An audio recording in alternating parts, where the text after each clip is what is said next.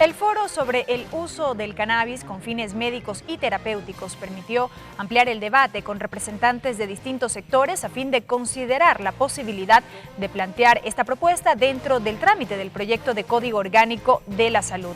Allí se ha manifestado que el tema no es nuevo y que existe legislación en otros países en este sentido.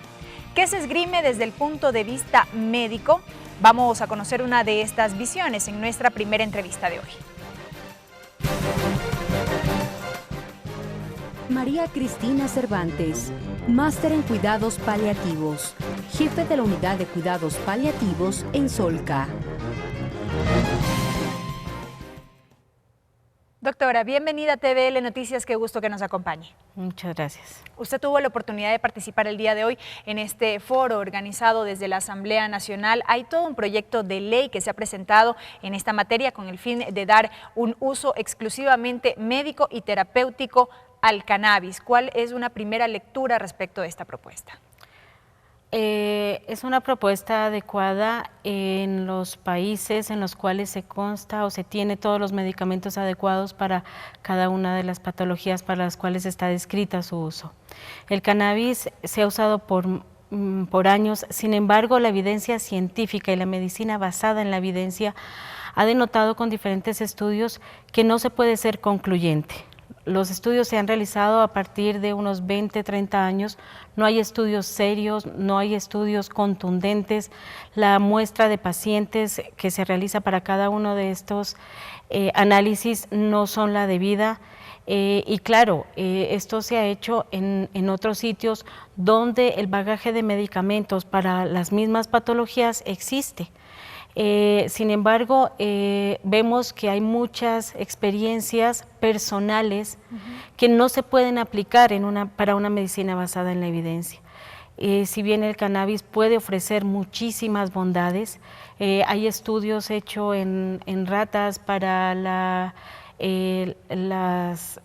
recuperación de fracturas, hay estudios realizados para el vómito no controlado por quimioterapia, hay estudios para el manejo del dolor, pero todos estos no son evidencia 1A, por lo tanto tenemos que tener muy claro para qué queremos el uso del cannabis en el país y cuáles serían los reales objetivos y hacia quién va a ir, a qué población va a cubrir este tipo de medicamentos. Ahora, vamos desarrollando todos estos elementos que usted ha manifestado por partes. En una primera instancia usted ha dicho que en varios países es adecuado en la medida en que existen los medicamentos específicos para cada una de las enfermedades que se describen en este caso, sirve el uso del cannabis. ¿A qué nos referimos con esto? Por ejemplo, estamos hablando de países como Canadá, estamos hablando de países como en Uruguay o Chile, que los tenemos muy cerca, en los cuales el uso del cannabis para el dolor está en una tercera o cuarta línea, porque ellos cuentan con todos los medicamentos que van en la primera y segunda línea. ¿Qué significa esto de la primera y segunda línea? Que nosotros para tratar un dolor o para hacer cualquier tratamiento existen medicamentos de primera línea, es decir, que su evidencia es muy alta y que está recomendada en una población mayor. A medida que nosotros vamos bajando la evidencia, las recomendaciones o las indicaciones son menores. Entonces, si yo tengo un medicamento como por ejemplo la morfina, que tiene estudios científicos desde hace mucho tiempo y que está comprobado que funciona para el dolor, no va, este es el medicamento de primera elección que yo debo usar.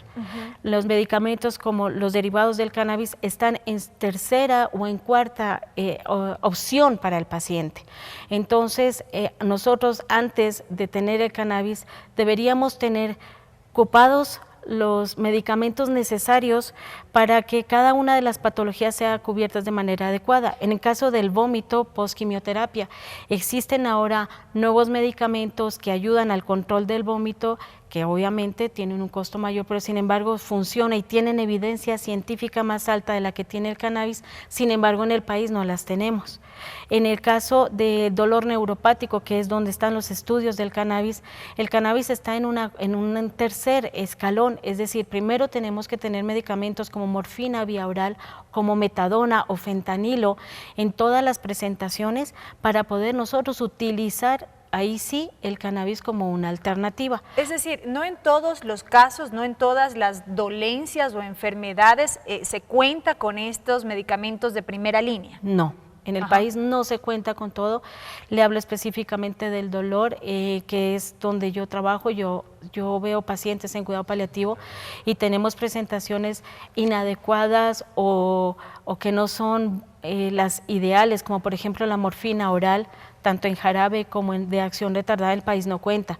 Sin embargo, tenemos solamente ampollas de morfina que nos limita muchísimo su uso, mientras que en Chile y en Canadá, en Estados Unidos, tienen todas las presentaciones, todas las alternativas para manejo de ciertas patologías o de ciertos síntomas, que obviamente si tuviéramos todo en el país no hubiera problema que hubiese una cuarta opción, pero realmente creo que debemos empezar desde el comienzo. Un poco desde mi desconocimiento en esta materia, yo le quiero consultar, si bien existen medicamentos de primera y segunda línea que, como usted ha explicado, son los primeros a los cuales se debe acceder para determinadas dolencias o enfermedades, ¿qué pasa con posibles efectos secundarios de este tipo de medicamentos? Y pregunto esto porque uno, al pensar en el cannabis, podría pensar en un tipo de medicina hasta cierto punto natural, cuyos efectos secundarios no serían de tal magnitud como los químicos en este caso. Tenemos que partir del hecho que todos los medicamentos tienen efectos secundarios, sean de donde vengan estos. Segundo, el hecho de que venga de una planta, la morfina también viene del opio, es natural, si pudiéramos decirlo así. Si un medicamento no tiene efecto secundario, no es un medicamento. Todos los medicamentos tienen un efecto secundario porque su acción lo indica. Segundo, los efectos secundarios con el uso del cannabis no han sido ampliamente aclarados. Se sabe que hay trastornos en el humor, que hay trastornos, que probablemente haya trastornos en la memoria cuando los adolescentes la utilizan, que probablemente haya trastornos de concentración, sobre todo en los adolescentes. Sin embargo, nada está comprobado. El hecho de que algo venga de origen natural o vegetal no quiere decir que sus efectos no puedan ser deleterios. Entonces tenemos que partir de que, si bien el cannabis ha utilizado durante toda la humanidad, porque no podemos decir que se está utilizando ayer nomás, sin embargo no hay evidencia científica contundente que nos diga que sea mejor que los medicamentos que existen ahora. En 20 años tal vez sí. Usted enfatiza en que no existe evidencia científica contundente, sin embargo, existe en determinados casos y en determinadas dolencias. Eso es al menos lo que se pudo exponer hoy durante el foro. No. Lo que está en la medicina basada en evidencia, lo que dice es que hay estudios realizados. Por ejemplo, en la epilepsia refractaria, los estudios, la New England es una revista de medicina, la New England Journal, en una revisión del año pasado, de septiembre del 2015, indica que se han hecho estudios relacionados con placebo. No hay estudios de anticonvulsivantes relacionados directamente con cannabis. No hay estudios de morfina, de fentanilo, de metadona para el manejo del dolor frente al cannabis. Los estudios son hechos con base a experiencias personales. Los estudios se han planteado con base a comparados con placebo. El placebo es una sustancia que no tiene efecto del medicamento, que no tiene efecto alguno, pero obviamente se le compara, o sea, estoy comparando con nada. Entonces, eso desde el punto de vista científico no tiene un asidero. Yo no puedo darle... Ni aún lo que se señale desde los propios testimonios en donde se ha evidenciado que los efectos han sido positivos. Sin embargo, yo le doy, si yo el día de mañana yo le doy cualquier derivado del cannabis a un paciente y tiene efectos secundarios, como no es recomendación 1A, tenemos un problema ahí. Si yo al paciente le he dado morfina, le he dado metadona, le he hecho intervención y no controlo el dolor, ahí yo tengo que utilizar la cuarta alternativa, que es acompañarlo con el cannabis. Entonces, no es que sea de primera elección. ¿Pero por qué no considerarla como una alternativa en nuestro país? Porque tenemos que tener, lo que primero debemos tener es lo que manda la OMS, lo que manda las normas internacionales de manejo de los diferentes síntomas. ¿Y en eso cuánto se ha avanzado de lo que se ha podido evidenciar en nuestro país? Yo creo que nos falta muchísimo, hay muchos medicamentos que están solamente escritos en el cuadro básico de medicamentos, sin embargo no se tiene acceso.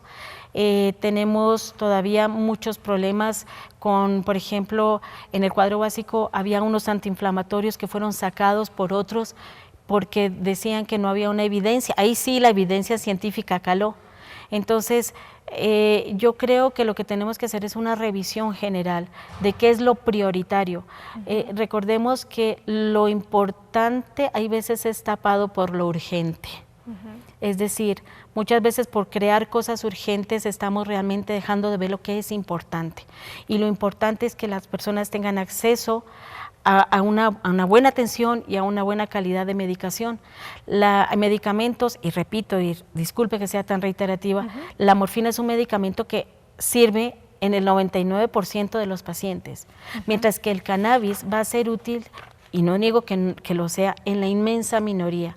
Hoy oímos un testimonio de una madre que hablaba de su niña que es estupendo que ella pueda acceder, es estupendo que personas como ella o como muchos pacientes neurológicos con esclerosis múltiple que tienen una espasticidad severa puedan utilizarla, pero lo que primero debería ser, nuestros esfuerzos deberían ir a propender a lo que todo el mundo debería tener y a lo que está comprobado que funciona. Pero a propósito de este énfasis que usted hace en cuanto al uso de la morfina, en este caso, también se dijo hoy durante el foro que al menos la tercera causa de muerte en el mundo está asociada al uso de los fármacos. ¿Qué decir frente a este planteamiento? Sí, al igual que los automóviles son la primera causa de muerte probablemente. Lo que pasa es que se hace un mal uso y el hecho de que se haga un mal uso no quiere decir que esto sea dañino. Sabemos que una copa de vino puede ayudar muchísimo para controlar dislipidemias o para hasta mejorar el humor. Sin embargo, el abuso del alcohol también es eso. Entonces, eso pasa con los medicamentos también.